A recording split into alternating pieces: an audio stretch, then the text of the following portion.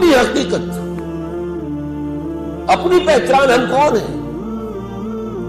آپ نے سنا ہوگا جو قصور کے درویش شاعر تھے بلے شاہ، بلے شاہ کی جانا میں کون، بلیا کی جانا میں کون، میں کون ہوں. Who are you؟ اپنی پہچان ہے نہیں. ہم نے آج سمجھا ہے اپنے آپ کو نرا حیوان. ڈارون کی تھیوری نے آ کر اس طریقے سے ذہنوں کے اوپر غلبہ کیا ہے، کیونکہ ہم سمجھتے ہیں صرف اپنے آپ کو حیوانی وجود، حیوانی وجود ارتقاء سے وجود میں آیا ہے حیوان. اب ایک انسان میں اور شمپینزی میں اور گوریلے میں اتنا ہی فرق ہے نا جتنا کہ گدھے اور گھوڑے میں. گدھا ذرا کورس جانور ہے اور گھوڑا جو ہے ذرا ریفائنڈ اینیمل ہے. بس ہم ریفائنڈ ہومو ہے، ہومو سیپینس. اس سے پہلے نہ معلوم کتنے ہومو اریکٹس اور کتنے ہوئے تھے. لیکن اصل میں یہ ہے کہ انسان کی حقیقت کچھ اور ہے. انسان دو وجودوں سے مرکب ہو کر بنا ہے، وجود حیوانی، وجود روحانی. روح، یہ روح ہے جس کی بنا پر یہ مسجود ملائک بنا. دو جگہ قرآن میں، سورہ ہجر میں، سورہ صاد میں فرشتوں سے کہہ دیا تھا اللہ نے کہ میں مٹی سے ایک بشر بنانے والا ہوں. انی خالق البشر من صلصال من حمأ مسنون فاذا سویتہ ونفخت فیہ من روحی فقعوا لہ ساجدین. جب میں اسے تیار کر لوں اور اس میں اپنی روح میں سے پھونک دوں تو پڑنا اس کے سامنے سجدے میں، گر جانا سجدے میں. وہ تو اصل روح ہے، وہ روح ہے جو ہم ہیں، اصل حقیقت ہماری. ہم سمجھ بیٹھے یہ حیوانی وجود ہمارا ہے. یہ حیوانی وجود مٹی سے آیا ہے، خاک سے آیا ہے. یہی سے اس کی غذا آ رہی ہے. گندم ہے تو وہاں سے آ رہی ہے، چاول ہے تو وہاں سے آ رہا ہے. بکری کا گوشت کھایا ہے تو بکری نے بھی گھاس پات کھایا ہوا جس سے گوشت بنا ہے. اور یہ روحانی وجود عالم بالا سے آیا ہے، یہ عرش معلیٰ سے آیا ہے. اور اس کی غذا جو آتی ہے وہ بھی اللہ کا کلام ہے. اس کا تغذیہ اور تقویت کلام اللہ کے ذریعے. اب یہ فلسفہ ہے، اس کا نام علامہ اقبال نے خود ہی رکھ دیا ہے. چنانچہ سید نذیر نیازی جو علامہ کے خاص قریب بیٹھنے والے تھے، ہم نشین تھے، انہوں نے علامہ سے کہا، ابھی جو پروفیسر مظفر مرزا صاحب نے کہا تھا کہ علامہ نے مشرق و مغرب کے سارے فلسفے پڑھے، بڑے بڑے فلسفیوں کے نام انہوں نے گنوا دیے تھے. تو یہ کہا گیا، سید نذیر نیازی نے کہا علامہ سے کہ کوئی کہتا ہے کہ آپ نے اپنا مسئلہ جو ہے خودی کا ہے فلسفہ، یہ آپ نے نشے سے لیا ہے، کوئی کہتا بلساں سے لیا ہے، کوئی کہتا جیلی سے لیا. کس سے لیا آپ نے؟ فرمایا اچھا کل فلاں وقت آ جانا، میں تمہیں ڈکٹیٹ کرا دوں گا. سید نذیر نیازی نے یہ واقعہ ہماری قرآن کانفرنس میں سنایا خود. کہتے میں بڑا خوش، میری خوش نصیبی، شاعر مشرق مجھے ڈکٹیٹ کرائیں گے کہ فلسفہ خود ہی میں نے کہاں سے لیا ہے. گیا میں خوشی خوشی پینسل کاپی تیار کر کے، جب میں بیٹھ گیا تو فرمایا ذرا قرآن مجید نکال لینا.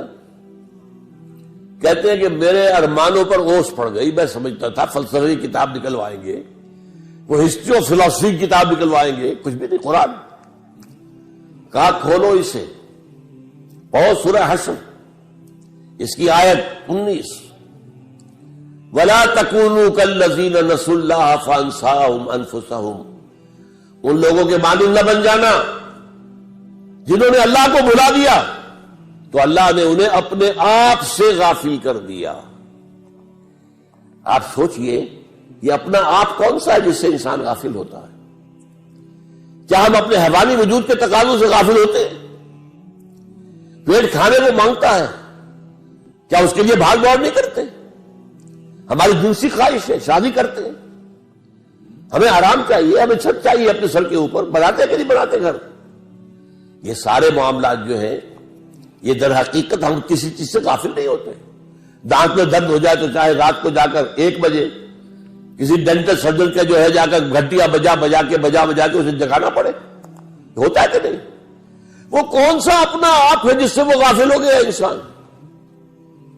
اسی اپنا آپ کو ایک اور شعر میں علامہ اقبال نے بیان کیا ہے، ڈھونڈ کے اپنی خاک میں جس نے پایا اپنا آپ. غور کیجئے، یہ خاک ہے جس کے اندر اپنا آپ کچھ مضمر ہے، کوئی اور شے ہے جو چھپی ہوئی ہے.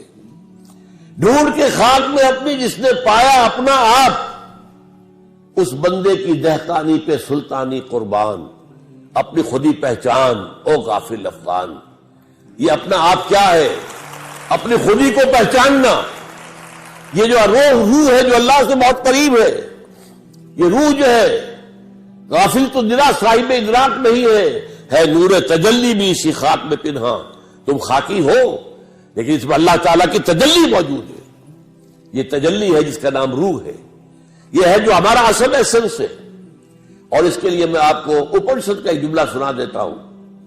میرا اندازہ یہ ہے کہ اپنشد جو ہے وہ حضرت ابراہیم علیہ السلام کے صحیفے ہیں بگڑی ہوئی شکل میں.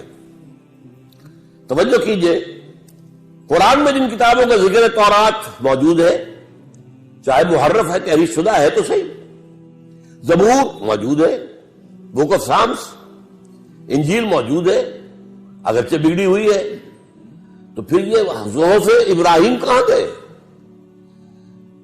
صحف ابراہیم کہاں گئے؟ میری تحقیق یہ ہے کہ ابراہیم کی ایک شاخ وہ ہندوستان میں آ کر آباد ہوئی ہے. وہ برہمن، یہ برہم ابراہیم سے بنا ہے، برہمن. اور برہما جو خدا کا نام ہے، خدا کا تصور برہما، اور ابراہم اور برہم، اور ان کے جو صحیفے تھے وہ بگڑی ہوئی شکل میں اپنشد میں شکل میں موجود ہے.